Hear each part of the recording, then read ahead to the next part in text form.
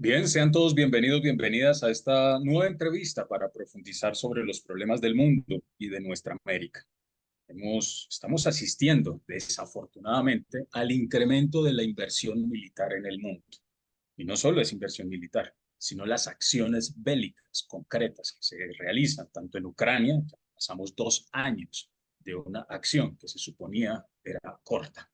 Y en este momento se desarrolla uno de los genocidios más brutales y en términos de lo comunicativo, con una transmisión en vivo, desafortunado, y un mundo que no toma las decisiones que debe tomar frente al genocidio contra el pueblo palestino. También otra serie de guerras y conflictos y conflictividades que se viven en África y, claro, la militarización rampante y preocupante que vive nuestra América. Vamos a hablar de ello y para eso hemos invitado y agradecemos que nos haya aceptado la invitación David Barrios. Él es docente investigador, ha trabajado estos temas de guerras y militarización en el mundo y es docente investigador de la Universidad Autónoma de México. David, muchas gracias por aceptar la invitación. Bienvenido. Gracias, compañero, pues con muchísimo gusto. Bien, hermano, arranquemos. Hay una suerte de discurso que a veces resulta un poco confuso. Se habla de guerra, se habla de militarización. A tu consideración, ¿estamos asistiendo a qué en el mundo? Otros hablarán de una tercera guerra mundial. ¿Qué es lo que nos está aconteciendo a nivel global?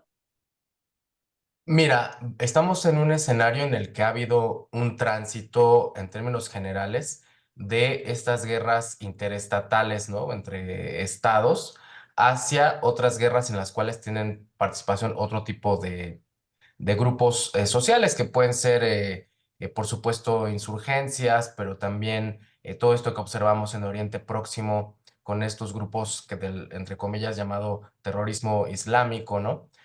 Como con Al Qaeda, el Estado Islámico, Daesh, inclusive ahora lo que observamos justamente, esto que acompaño contigo, esta definición de genocidio en el caso de la Franja de Gaza. Y digamos, pero no se trata ya de algo dicotómico, ¿no? O sea, no es, y esto precisamente es lo que observamos en el caso de la guerra entre Ucrania y la OTAN contra Rusia, y lo que estamos observando también tanto en la Franja de Gaza como en otros lugares, ya no es dicotómico en el sentido de o es una cosa o la otra, sino que esas dos formas de guerra, lo que reconocemos como guerra tradicional, esta de guerras entre estados, y esta otra que en la doctrina militar del Departamento de Defensa de Estados Unidos reconocen como formas de guerra irregular, o sea, donde hay participación de estados y actores armados no estatales, ya están totalmente imbricadas, ¿no? Y lo vemos y lo vamos a seguir viendo en muchos contextos. ¿Por qué hago esta precisión? Porque la narrativa, por ejemplo, del Departamento de Defensa de Estados Unidos es que a partir de 2001 se lanzan a este tipo de guerras irregulares. No le llamo no convencionales por razones justamente de precisión, o sea, porque realmente se han vuelto la regla desde finales del siglo pasado, o sea, estas que no son entre estados, sino guerra irregular. Y dentro de la guerra irregular hay, insisto, partiendo de lo que dicen los militares de Estados Unidos, existen pues la contrainsurgencia, la ayuda en caso de desastre, inclusive las operaciones de reconstrucción, la guerra psicológica, en fin, todo esto. Entonces, decir que lo que estamos asistiendo en el mundo es sí a una generación otra vez de lo bélico, digamos, pero ya con esta imbricación muy importante entre lo estatal y lo no estatal. Algo quizá como para traerlo a colación con el auditorio que amablemente nos escucha, es pensar en este concepto que a mí no me gusta mucho, pero que es este de la guerra híbrida, que justamente de lo que plantea o lo que habla es, por un lado, en lo operacional, esta situación en la que se enfrentan estados y actores armados no estatales, pero también todas estas otras dimensiones que no son estrictamente bélicas o como dicen los militares de Estados Unidos, que no parten de acciones cinéticas directas, sino que tienen que ver con la propaganda, la información, incluso la guerra informática en el espacio radioeléctrico, etcétera, ¿no? Entonces, eso es creo que el marco en el que nos estamos moviendo en un orden internacional que, imagínense, voy a citar Antonio Guterres de la ONU, ya no funciona, ¿no? Perfecto. Cuando se hablan de guerras proxy, estaríamos hablando de las guerras híbridas, más o menos. Ese sería como el equivalente. Sería como otra manera de llamarle guerras subsidiarias, ¿no? Estas guerras en las cuales, por ejemplo, ciertos actores estatales, pensemos en Rusia, Estados Unidos, recurren, digamos, abiertamente a grupos mercenarios, como el caso de Wagner, como en algún otro momento fue Blackwater, que luego ha ido cambiando de nombre. Y también estas otras situaciones, esto incluso hay diagramas que lo explican en el caso de Estados Unidos cuando plantean, por ejemplo, el papel de las fuerzas de operaciones especiales, ¿no? Entonces, dependiendo del contexto en el cual estén involucrados en términos militares, para reducir su huella militar, lo que hacen es, por ejemplo, si quieren deponer un gobierno, pues fomentar la creación de algún tipo de revuelta. Digo, también se ha hablado mucho sobre las revoluciones de colores, pero bueno, también ya abiertamente grupos beligerantes armados que puedan deponer un gobierno y si es el caso contrario, que es un gobierno que ellos apoyan, pues establecer alguna estrategia para evitar que las insurgencias, y ahí entraría el enfoque contrainsurgente, pues puedan llevar a cabo su propósito, ¿no? Entonces, no son conceptos equivalentes, o sea, esto es algo que sí me interesa plantear, o sea, tienen su especificidad, digamos, acá para explicarlo un poco, traemos a colación cómo se le llaman en distintos contextos. Yo apelando a esto que ha hecho el Departamento de Defensa, insistiría mucho en esta idea, o sea, dentro de la guerra irregular están todas estas otras expresiones, ¿no? Y ya muy imbricado con las formas de guerra tradicional, pero son como otras maneras que se le ha dado en llamar a este fenómeno, ¿no? David, hablas del papel de los estados y de la combinación de estas formas en esta nueva etapa de la militarización o de la mayor inversión militar global, o de las acciones bélicas en el mundo. Pero hay un papel de las corporaciones que incluso hoy tienen más poder que muchos estados, mucho más dinero, poder e incidencia. Juegan un papel de alguna manera en estas nuevas lógicas de guerra, las grandes corporaciones transnacionales. Sí, claro, lo que podemos reconocer como corporaciones militares y de seguridad privada han pasado por un proceso de concentración, como muchas, pues es el comportamiento habitual de las corporaciones, y de diversificación, ¿no? Entonces, alguna vez que hacíamos un trabajo sobre justamente el caso de Chevron Ujú, en el Ecuador y bueno, también justamente muchos ejemplos colombianos, ¿no? De cómo ha habido participación de grupos mercenarios, por ejemplo, en el caso colombiano, resguardando ductos petroleros y al mismo tiempo llevando a cabo ataques indiscriminados sobre la población civil. En ese proceso, justamente estas corporaciones han ido absorbiendo a otras, haciéndose más grandes. Está, por ejemplo, ahí, no sé ahora si mantiene el mismo nombre, pero G4S, que es Group Force Security Corp, que esa gran corporación, que hasta hace algunos años era inclusive de las mayores empleadoras a nivel mundial, después de Walmart y estas grandísimas, y que esa originalmente pues venía de un grupo de mercenarios sudafricanos, ¿no? Que habían participado en Angola y demás. Pero entonces tienes esa empresa que a lo mejor ujú. cuando yo iba a comprar mis palitos de queso ahí en la playa en Medellín, pues cuidan los negocios, ¿no? O sea, como vigilantes, celadores o no sé cómo le llaman ustedes, pues con un cierto tipo de armamento o en otros casos solo toletes, pero esas mismas empresas tienen en su portafolio de actividades, digamos, unidades que pueden combatir, ¿no? En conflictos armados. Entonces, en ese proceso de diversificación y de concentración, pues vemos cómo estas grandes corporaciones pues ofrecen todo eso en el mercado. O sea, también pueden ofrecer a lo mejor un grupo de guardaespaldas para algún ejecutivo o para alguna persona, un político, ¿no? Pero bueno, como que se han ido diversificando. Entonces tienen esa importancia. Entonces ahí nada más no perder de vista que ya no es tampoco esto que entendíamos como estrictamente o exclusivamente grupos mercenarios, sino que como grandes corporaciones de seguridad ofrecen un montón de posibilidades, ¿no? Análisis de riesgos, o sea, etcétera, como que se han ido diversificando. Y en un escenario como el que estábamos planteando en la primera pregunta o en estos primeros minutos, pues es algo que seguramente se irá incrementando, ¿no? O sea, estas empresas cada vez van a participar en más lugares e insisto mucho esto a partir de todas esas actividades que pueden realizar. Claro, de hecho, la inversión militar ha subido. Incluso la OTAN se ha dado como antes era el techo del 2% del PIB de los países aliados, pero ahora esa es la base. Es decir, Mm, sobre el 2% en adelante de su Producto Interno Bruto. Eso es demasiado dinero, una pues industria sí. bastante fuerte. Pero también lo mencionabas, no solo son las corporaciones que se han especializado en la venta de servicios militares, de vigilancia y de seguridad, sino también quienes compran esos servicios, que son las grandes corporaciones, sobre todo extractivas. ¿No es así? Sí, bueno, esa es la otra dimensión en la que también tienen este tipo de actividades. Digamos, sería, recordemos, digamos, lo que ha sido toda la historia de los enclaves, ¿no? Por ejemplo, en América Latina, ¿no? O sea, como estos lugares en los cuales una determinada empresa que se dedicaba a actividades extractivas, además tenía como su cuerpo, su propio cuerpo policíaco para reprimir a los trabajadores o para gestionar incluso el envío de estos minerales, petróleo, lo que fuera.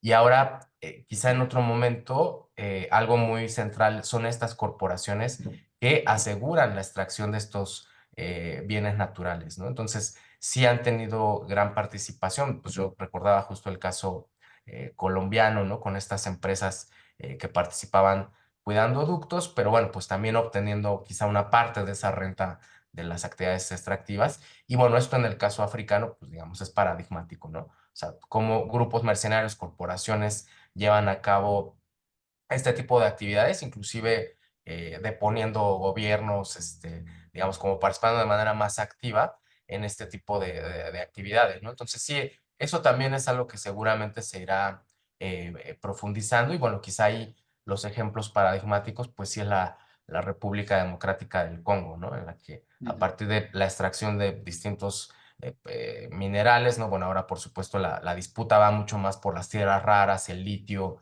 etcétera, todo lo que sirve para la llamada economía digital, pues está saldándose con un montón de violaciones a los derechos humanos de las poblaciones, pero en estos casos ya no exclusivamente a manos de los estados, sino también de estas otras corporaciones, ¿no?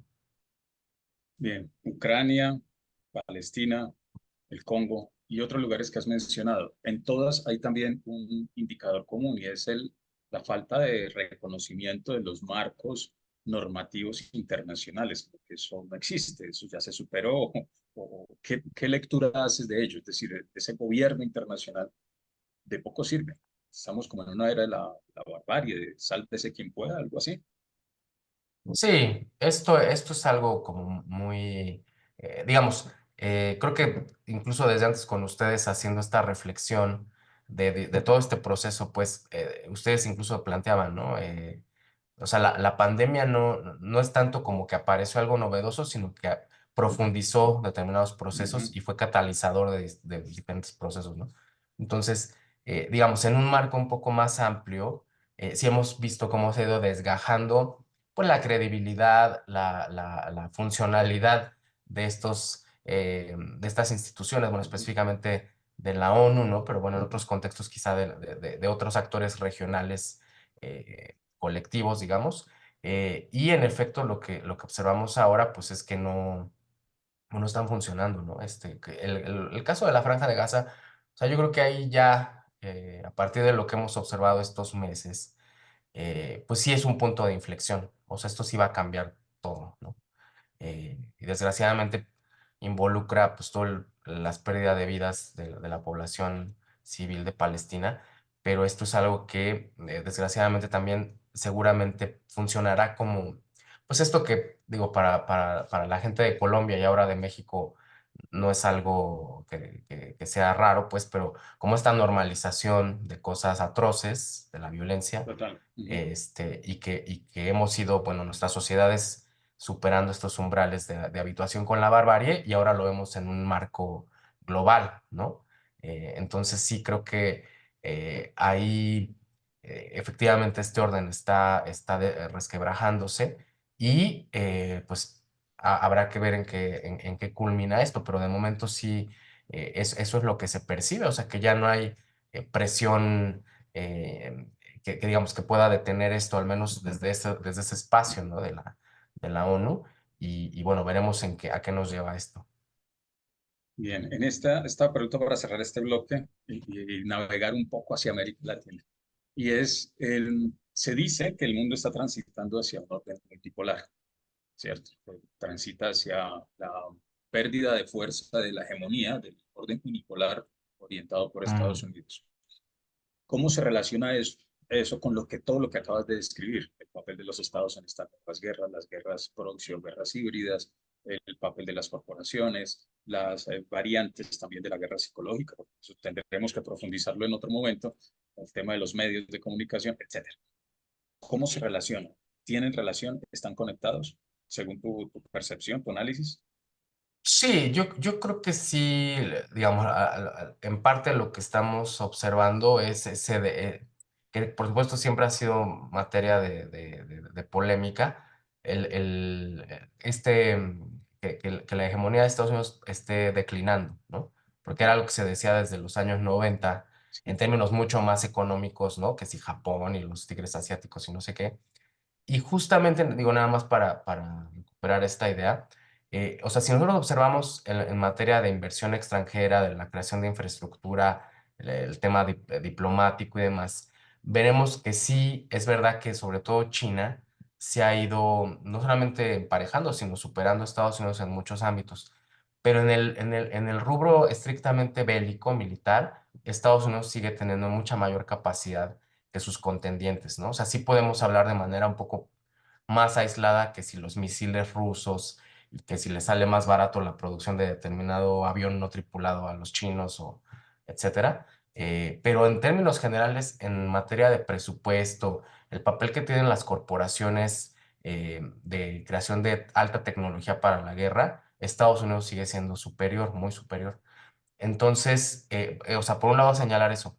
Por el otro, que en efecto, este orden internacional en el cual Estados Unidos ha tenido un lugar preponderante, ante ese declive, al menos en esos otros rubros, ¿no? Económico, diplomático y demás, pues sí, lo que estamos observando es esa incapacidad ya de que vaya, digamos, al frente de este proyecto. Y creo que ahora que lo planteas en esos términos, posiblemente este sea uno de los momentos clave, Ujú. o sea, lo de la Franja de Gaza, en ese declive, ¿no?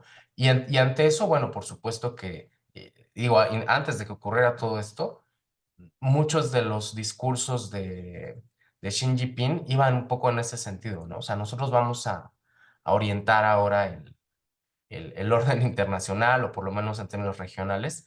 Y entonces creo que sí, o sea, todo esto que estamos hablando tiene que ver con eso, y también con el papel que ha tenido Estados Unidos en todo el mundo, pues en términos de socavamiento de la soberanía de los países, esto de su papel que se arroga en términos de América Latina, de que es su hemisferio, y que lo de Laura Richardson, ¿no? Pues es nuestro litio, Claro. nuestra agua, nuestro petróleo, no sé qué. Entonces, todo ese discurso se está siendo muy cuestionado, por supuesto, porque además es eso, pues se percibe, y lo de la franja es quizá el punto climático, pues ya mucha ineficacia para poder, digamos, sobrellevar una agenda más o menos coherente, ¿no? Entonces, sí, creo que esto también tiene mucha importancia. Y nada más para cerrar esto, había revisando, digamos, los documentos por ejemplo, el Posture Statement, ¿no? Que es un documento que entregan el Comando Sur y los distintos comandos al Congreso de Estados Unidos, eh, y los informes y demás, y las prospectivas. O sea, Estados Unidos empezó, o la jerarquía militar, a plantear una ecuación para definir las amenazas hacia Estados Unidos. Primero era 1+4 y luego la cambiaron a 2+3. Esos dos son China y Rusia en ese orden. Y luego estos otros son los países que tienen cierta capacidad nuclear, Irán, Corea del Norte. Y el tercer enemigo eran esto que le llaman eh, como organizaciones violentas extremistas transnacionales, en las que se incluían tanto estos grupos del denominado terrorismo islámico como, o el terrorismo internacional o así, más, por ejemplo, para el caso de América Latina, las estructuras de la economía criminal, ¿no? Entonces, así lo veían y cada vez han sido mucho más claros en decir nuestro principal rival es China, ¿no? Todos los demás, digamos, hay enemistad y todo, pero nuestro principal rival es China porque sí le compite en esos 5 ámbitos, ¿no? En ese tablero de ajedrez, digamos, ¿no? Perfecto. Todas las potencias emergentes y la hegemónica, pues, están enmarcadas en el mismo modelo capitalista. Entonces requieren más materias primas, por eso el control de ciertas regiones. África está en tensión, es Asia y todo el sur y América. Entonces vámonos hacia América. Estamos viendo el resurgir de una suerte de militarización con unas características especiales. ¿Qué lectura hacer frente a esa lógica militarista que incluso va hacia la militarización de la sociedad y de la vida misma, de las colectividades? ¿Qué lectura hacer frente a eso en esta lógica que estamos planteando? Sí, mira, ahí un poco la reflexión ha sido digamos, observamos que pensando en la última década, digamos, ¿no? Que la denuncia de la militarización en nuestros países la comparten sociedades que han pasado por gobiernos progresistas como Lula, Kirchner, López Obrador. No sé, ahora tú me dirás en el caso de Colombia cómo se ha procesado esto. em, digamos, en todos los países que pasaron por el ciclo progresista, igual se denunciaba esa militarización, ¿no? Incluso Uruguay, bueno, Ecuador ahora ha cambiado mucho el escenario, ¿no? Y entonces ahí un poco la pregunta es, bueno, ¿cómo, no? O sea, ¿cómo puede ser que gobiernos aparentemente con agendas y proyectos muy distintos estén apelando más o menos al mismo proceso de militarización, que también hay que decirlo, es en un sentido más amplio del que normalmente entendemos? O sea, no es solamente invertir más en seguridad y defensa, profesionalizar a las Fuerzas Armadas o la profesionalización de las policías, que en realidad eso, en el caso de Colombia, Brasil es distinto, pero países como México, Argentina, básicamente eso que se le llama profesionalización es la militarización de las policías, digamos, dándoles un adiestramiento militar con mejor armamento, etcétera. Y esto ha ocurrido en toda la región por la conformación de una narrativa que yo prefiero denominar securitaria, que tiene que ver con estar permanentemente redefiniendo las amenazas, ¿no? Entonces puede ser, en el momento fueron las insurgencias, luego el crimen organizado, bueno, por supuesto anteriormente los comunistas, no sé qué, y de manera más reciente, pues son los actores, las estructuras de la economía criminal en prácticamente toda la región, pero también inclusive a veces, y eso lo hemos visto mucho en México, ¿no? Y seguramente ha ocurrido en otros lugares, ciertas expresiones de descontento social, ¿no? O sea, ciertos levantamientos sociales. Por ejemplo, uno muy específico que, insisto, en México ha pasado, es lo que ha ocurrido con las compañeras feministas, ¿no? O sea, que se les ha tratado, inclusive hay filtraciones de la Secretaría de la Defensa, pues como, o sea, se ha hecho un análisis de riesgo, ¿no? O sea, si son una amenaza, ¿no? O sea, salen a marchar y intervienen los monumentos, destruyen algo de la infraestructura de la ciudad por una reivindicación absolutamente legítima, y entonces se les trata de enemigas, ¿no? Y entonces eso también lo hemos observado, pero aquí lo que yo he tratado de introducir en el tiempo reciente y pensarlo para varios de nuestros países es que hay otra dimensión de la militarización que corre por la vía de lo que yo, por una cuestión de albergar más cosas, no para inventar palabras que a veces ya sabes que en el medio académico es muy común, prefiero denominar formas de violencia armada organizada, ¿no? Para incorporar ahí el paramilitarismo contrainsurgente, las maras, los combos, las pandillas, los grupos sicariales, dentro de incluso las compañías militares y de seguridad privada, que están aportando su propia cuota en el proceso de militarización, porque muchos de estos grupos llevan a cabo reclutamiento forzado, controlan el territorio, establecen penas y castigos y, como perfectamente saben, de hecho, pues Colombia es así un poco como el paradigma, pues digamos, llevan a cabo o instrumentan una serie de actividades económicas con las cuales se van financiando, ¿no? Paga diario, gota a gota, las vacunas, incluso el monopolio, ¿no? Sobre la panela, el guaro, etcétera, ¿no? Entonces, eso que yo, de hecho, empecé a observar en Colombia, en Medellín, por allá cuando nos conocimos, después he visto que pues se está replicando en todos lados, ¿no? Entonces también es un proceso que ha ido avanzando ahí por todos lados, ¿no? Entonces, a mí me parece que es importante pensar para América Latina como esas dos dimensiones de la militarización, ¿no? Y eso es finalmente, o sea, además se van retroalimentando, o sea, porque todo se vuelve como una especie de campo de batalla, y por eso, digamos, en el último trabajo que publiqué, a eso yo, o sea, le llamo, como tratando de escribirlo, la vida entre cercos, ¿no? O sea, porque al final nuestras poblaciones están bajo el cerco de los paras, los combos, los sicarios, el ejército, la policía, las fuerzas especiales, etcétera, ¿no? Sí, incluso escuchándote la descripción, cómo está funcionando esa militarización, sirve para lo mismo, es decir, avanzan las transnacionales sin problema, avanzan los meganegocios sin problema. Es decir, lo que cambia es un poco la metodología de la intervención militar en los territorios. También se habla de una suerte de conexión entre el mundo de la mafia y de las drogas también con instituciones norteamericanas, como se ha dicho y la historia lo ha dicho.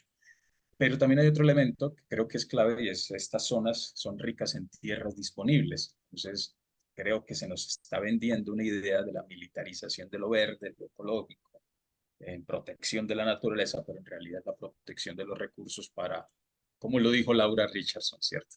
Entonces, ahora estamos en Colombia esperando que no se construya esta base militar en la Gorgona, una isla biodiversa en el Pacífico. Es una de las zonas estratégicas también del Pacífico.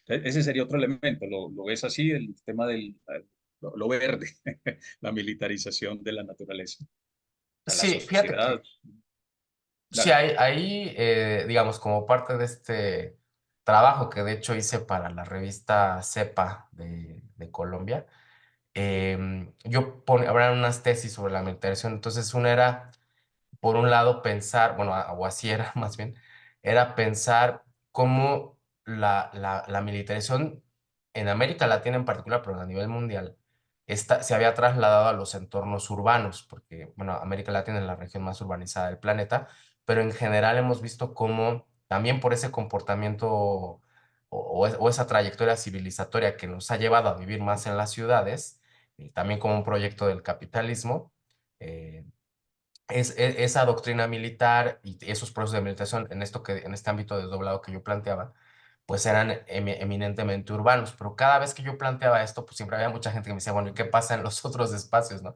Entonces, es justamente lo que tú estás introduciendo. Digamos, por un lado, hay una militarización que está relacionada, por ejemplo, con la creación de la infraestructura, que puede ser las carreteras, los puertos, en el caso de México, bueno, el mal llamado Tren Maya y el corredor interoceánico, que eso está acompañado de un proceso de militarización, porque, por ejemplo, tanto Colombia como México, si lo pensamos de esa manera, son lugares en los cuales, en la medida en que hay otros actores armados presentes en el territorio, pues un poco el discurso gubernamental es, pues tenemos que, para poder implementar estos megaproyectos, pues llevar por delante a las Fuerzas Armadas o, digamos, si lo queremos pensar también de esa manera, en esta imbricación, en estas complicidades, pues recurrir a grupos no estatales o sicariales para que, digamos, se deshagan de la gente que se pueda oponer a este tipo de megaproyectos. Pero en este otro sentido que tú planteas, también está este tema, por supuesto, de la militarización verde y que tiene que ver con, por ejemplo, solicitar a las Fuerzas Armadas o a algunos grupos armados que, digamos, protejan un área reservada de la selva o, por ejemplo, esto que nos decía una compañera griega, Cristi, sobre cómo pensar cómo a lo mejor estos esfuerzos de militarización o de construcción de bases militares y demás está relacionado con que pues, en ese lugar haya alguna reserva de agua, ¿no? Por ejemplo, ¿no? Que además esa es la disputa grande que se viene hacia el futuro. Y Y esto también lo ocurrió en otros lugares, ¿no? Ha pasado incluso en África, pues hay como una cierta literatura que habla de esto, ¿no? Cómo resguardan los parques nacionales. Pero eso, por ejemplo, en América Latina tiene la especificidad también de que en ocasiones eso choca con otras territorialidades, o sea, la de los pueblos indígenas, los pueblos afrodescendientes, ¿no? Entonces, eso también va generando como mayores disputas. Entonces, yo lo pensaría como en esos dos ámbitos, este tema de la militarización verde, ¿no? De la creación de infraestructura, pero también el resguardo de determinados bienes naturales para su extracción, ¿no? Lo que planteas es un proyecto que va más allá de si es de llamado izquierda o derecha o progresistas o no, es un proyecto que camina por encima de ello, va avanzando. Vemos el caso de Chile, con los mapuche, vemos el caso de los corredores interoceánicos en el sur del continente también, ocurre exactamente lo mismo, y las comunidades que habitan en lugares que tienen bastante cantidad o carga de litio. Problema, por ejemplo, en Argentina, en el norte de Argentina, en Bolivia, en Perú, por ejemplo. Bueno, entonces tenemos una dispersión también de actores en donde la inestabilidad resulta ser beneficiosa para el ingreso de grandes proyectos económicos. Es curioso. Bien, el último aparte de esta conversa, David, es, bueno, y el papel del movimiento social. ¿Cómo ves al movimiento social en medio de esa, como tú lo llamas, bueno, militarización, o el nombre que le pusiste al libro, entre cercos, esa sociedad que hoy está entre cercos? ¿Qué papel queda o qué lectura haces de ello? Pues mira, el tema es que también un ámbito de polarización tan fuerte como el que estamos observando, hay, pues cito justamente la interpretación que ha hecho en México el Observatorio Latinoamericano de Geopolítica, recuperando los planteamientos de Wallerstein, sobre una bifurcación sistémica, ¿no? Pero eso implica un proceso en el cual se van como agudizando muchas problemáticas, y en ese proceso de polarización también, es un autor que se llama Cristian Parenti, habla de una convergencia catastrófica, ¿no? Entonces, o sea, lo que quiero decir es que esa polarización implica que muchas problemáticas estén acelerando su dinámica, y eso hace que el escenario sea como mucho más confuso y difuso. Y entonces tenemos, por supuesto, muchas reivindicaciones sociales que algunas corren pues más o menos en su propia trayectoria, ¿no? La de los pueblos indígenas, los afros, las mujeres organizadas contra la violencia, eh, las defensas múltiples del territorio contra las actividades extractivas o el extractivismo, y todas esas van como por su propia ruta, ¿no? Eh, el tema es que no siempre logran converger, ¿no? Todas esas distintas luchas. Por ejemplo, ahora estamos, o sea, sé que no es, por supuesto, quizá la tónica del espacio de ustedes, pero esto que se dice ahora mucho, no, pues es que este año es el año en el que más elecciones habrá en el mundo, ¿no? Y yo pienso un poco, bueno, ¿y eso qué, no? O sea, ¿qué tiene que ver con todo esto que está pasando y por qué tendría que ser importante si vemos justamente que eso no está resolviendo nada, ¿no? Entonces, también es eso, que también un poco nos hemos puesto siempre en la lógica en América Latina, pues de pensar que un determinado gobierno va a resolver los problemas, pero estamos en una situación en la cual ya por el propio proceso de transnacionalización, y ya ni nos metimos en el ámbito de la devastación ambiental, o sea que eso nos está metiendo en otra lógica completamente diferente. Entonces, esas luchas no logran conjuntarse. Sería en este momento, o sea, yo sostengo que la lucha contra la militarización es una clave muy importante de nuestro tiempo, pero también soy consciente de que todas estas otras luchas son absolutamente legítimas, y ahí, digamos, lo que sería muy deseable, pues es que justamente esas luchas logren tener como espacios que puedan confluir para este panorama que se nos presenta. O sea, sí ocurre de manera eh, tangencial un poco, o sea, lo hemos vivido acá en México cuando se logra juntar la lucha de los pueblos indígenas, específicamente del Congreso Nacional Indígena, con la lucha contra la militarización, ¿no? Porque además todo eso está ocurriendo en los territorios, o sea, todos los pueblos están luchando contra esa conjunción entre actividades extractivas, militarización, creación de infraestructura, despojo, etcétera, ¿no? Pero, insisto, estamos en un momento supremamente complicado y que amerita pues un esfuerzo distinto. O sea, sí, yo lo digo así llanamente, sí nos estamos jugando la vida, ¿no? Por supuesto, en los territorios donde están en esa lucha directa contra las empresas y el ejército y los paramilitares, pues mucho más urgente, pero es algo que ya nos afecta efectivamente a todas y a todos. Ahorita en México, en la Ciudad de México estamos pasando por un problema muy severo de calor y de sequía, ¿no? Entonces ya es algo que está ahí como que ya no podemos hacer omisos y me hace recordar algo que decían el año pasado, fuimos a una caravana contra los megaproyectos en el sureste y una compañera Ujú. indígena otomí dijo en su intervención, dijo es que ella, o sea, los otomís son del centro del país y estábamos en el sureste. Y entonces cuando ella habló dijo, nosotras no venimos a solidarizarnos. O sea, esta lucha es también por nosotras, por nosotros, ¿no? Entonces yo creo que es algo que tenemos que ir ahí, no solamente pensando, sino ejecutando, llevando a la práctica, pues esta idea de que ya efectivamente no es ir a solidarizarse con nadie, o sea, nos estamos jugando todas y todos el futuro, ¿no?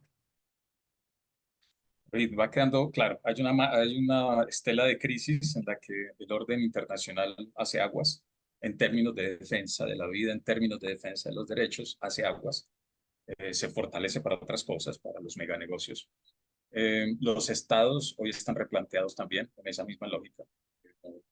No cumplen su tarea de equilibrar poderes y de cumplir con lo que llamaríamos el contrato social, es decir, el bienestar y el beneficio para las comunidades. O sea que las comunidades tenemos retos en términos de articulación, en términos de profundizar también el conocimiento de las problemáticas y en términos de aunar las luchas y buscar alternativas. Y todo está enmarcado dentro de la frase con la que haces énfasis y es que en esto nos estamos jugando la vida. Bien, David, agradecerte. El tiempo fue muy corto realmente y ya se nos acabó. Incluso nos Ujú. pasamos un poco. Agradecerte por este espacio y agradecerte por estos insumos que necesitamos para reflexionarnos. Incluso volver sobre este espacio cada que lo necesitemos va a ser un material importante para nosotros. Agradecerte y con este arrancamos nosotros un ciclo sobre militarización en el mundo y militarización en América Latina. Muchas gracias, David. No, gracias a ustedes, compañeros. Bien, y a quienes nos siguen y nos escuchan, nos estaremos encontrando en una próxima emisión para ahondar otro tema en función de este ciclo de cómo comprender la militarización en el mundo, la militarización de la sociedad en América Latina y qué le queda al movimiento social y popular étnico en estas luchas por la vida, porque en realidad nos estamos jugando la vida. Muchas gracias y nos encontramos en una próxima oportunidad.